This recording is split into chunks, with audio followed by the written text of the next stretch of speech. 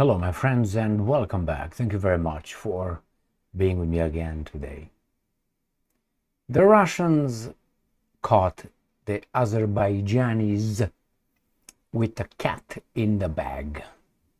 That is, they caught them with a flashlight and they were having their hand on their dicks. Well, that's not good, but it's not surprising. What happened?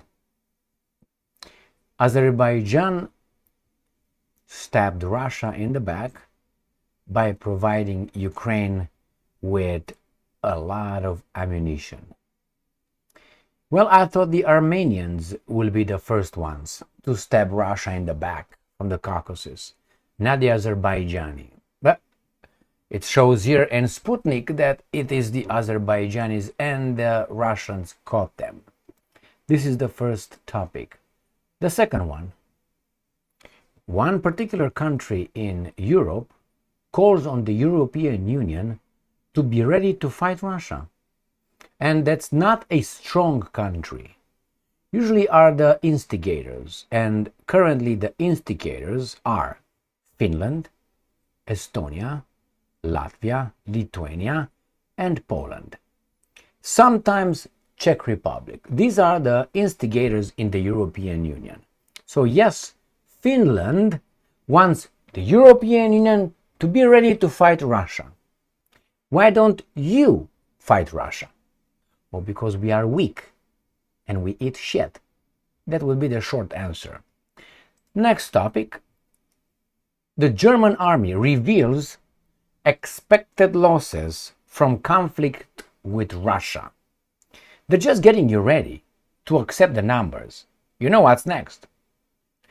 I told you, my friends, popping the cherry, or if you want the mountain slope model, is starting slow and eventually reaching the pinnacle that has been decided before you started. So these guys want some European countries, some interests in Europe, in Western Europe, want to make some countries in Eastern Europe fight their war with Russia. Get ready. They want to push you that way. And I'm going to tell you the number of losses per day. And the last topic of this video, finally the Russians tell it the way it is. United Kingdom is the main warmonger in this conflict in Ukraine. They didn't say is the main, they say is a key supporter of Ukraine conflict. I think this was known even before the war started, that the Brits are with their, how should I put it, up to their necks in Ukraine. All right, let's start with the first topic. And I'm going to show you a map so you understand what's going on in the Caucasus. Sputnik. It is from today, the 22nd of September, Monday. Azerbaijan running Shadowy arms pipeline to Ukraine. You know, if you are providing my enemy with arms, you are my enemy. Azerbaijan, I think, is part of a security organization involving Russia as well. So that's double stab in the back, I would say. Azerbaijani arms makers, with NATO partners in tow, are sneaking weapons into Ukraine through war-torn Sudan. Rwandan, the digital outlet Umeseke reports. According to the publication, Azerbaijan Chihaz Industrial Association under the Defense Ministry is sending arms to Ukraine via a route that runs through Africa. This drags the continent in the West Russia crossfire.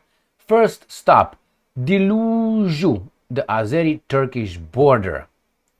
Then the Gaziantep-Makina zone. The cargo is re-embarked as humanitarian aid before heading out, with war supplies masked as relief. Turkish and German ships ferry the load to war-torn Port Sudan, where it's reborn as Sudanese weapons.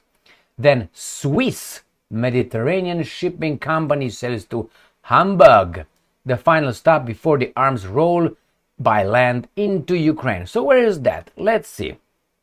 let's go to the map. So this is the map of the world, right? And you have what exactly? You had here Azerbaijan. Azerbaijan is exactly here in the Caucasus, right? This is the Black Sea. So they're gonna go like this, basically. I'm sure they're gonna go like this. That's the route.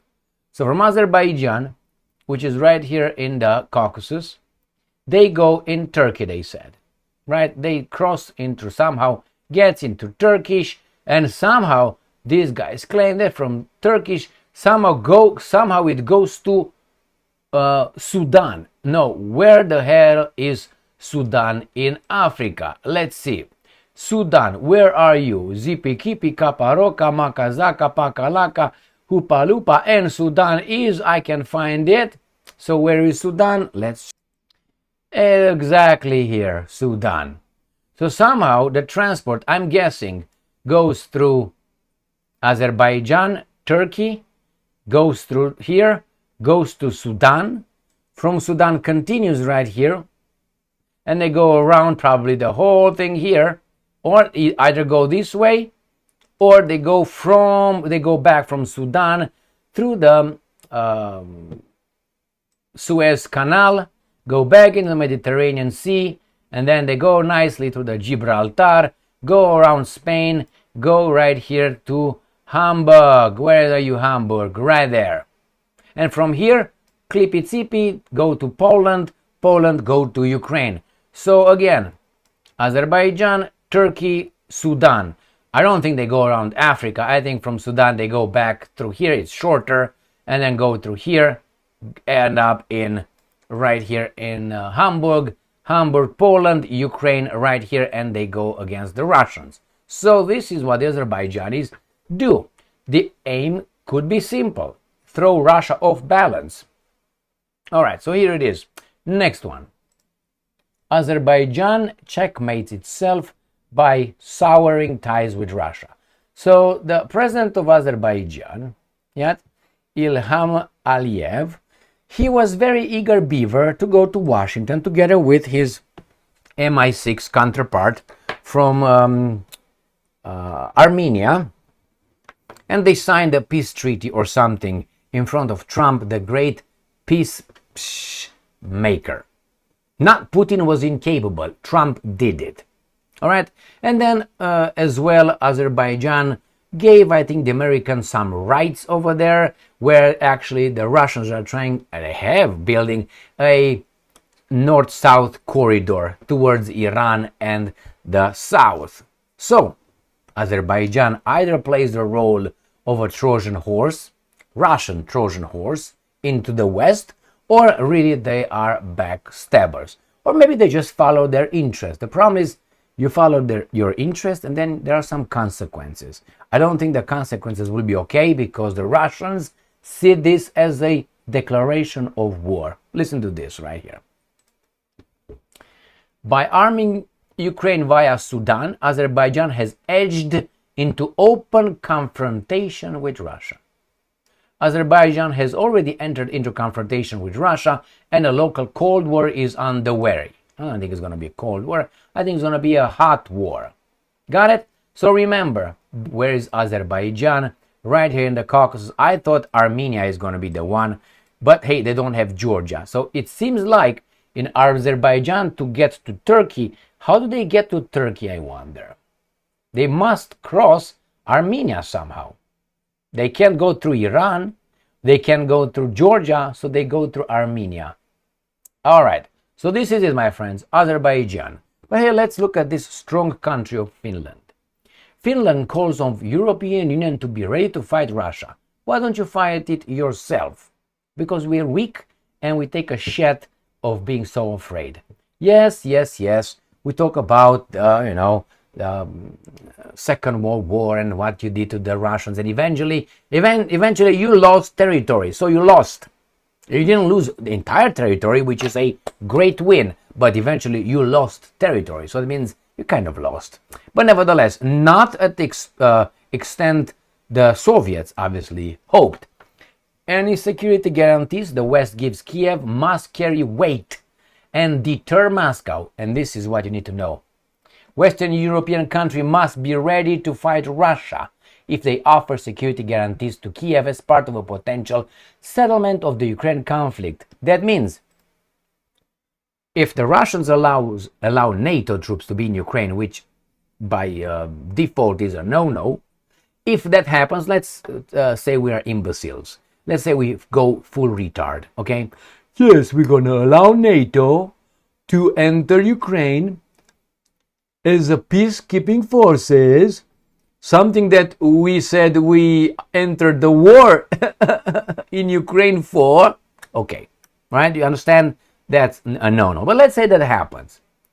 When someone will violate the ceasefire and the peace, and the West will say it was the Russians, and the Russians will say it was the West, doesn't really matter. The Russians, the evil Russians, will continue their imperialistic war to grab the entire world, like Adolf.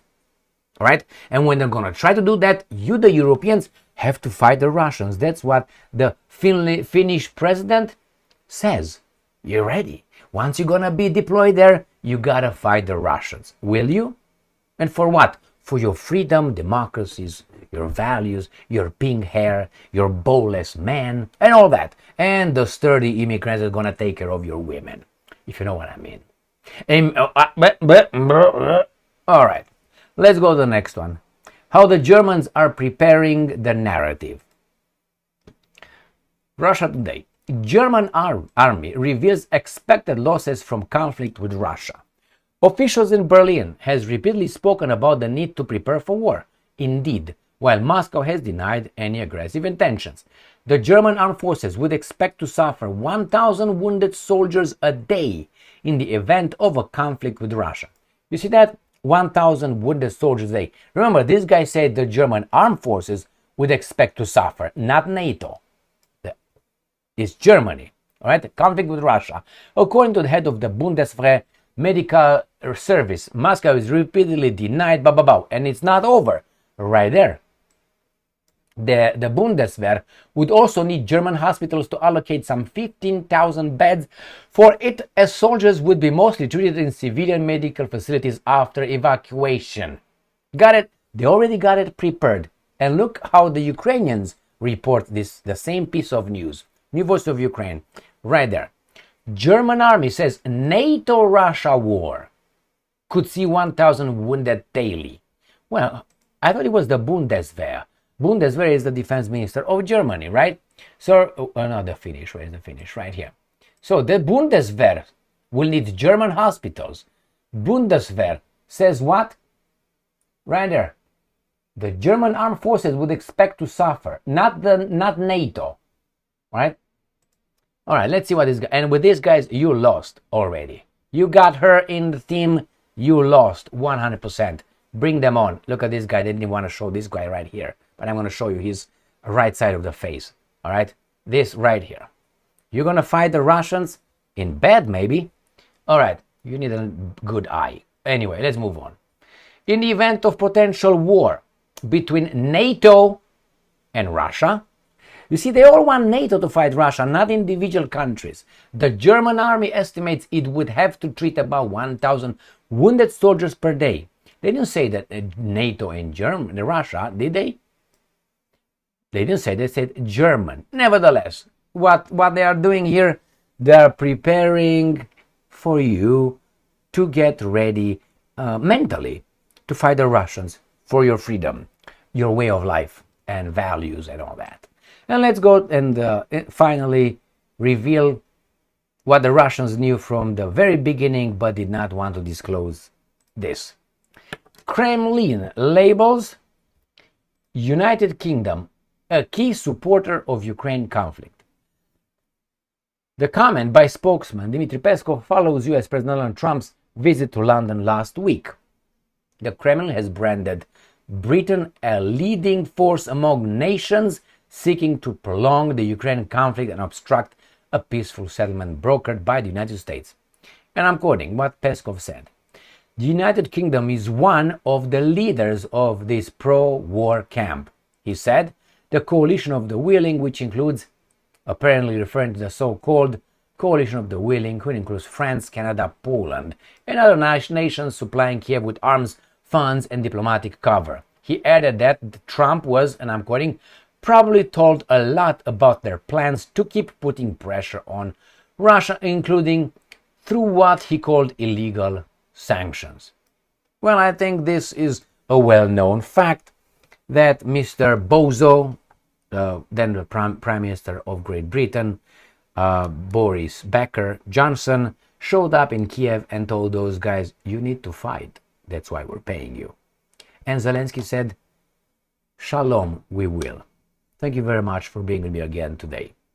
Stay strong, stay smart, look for the truth, and be just.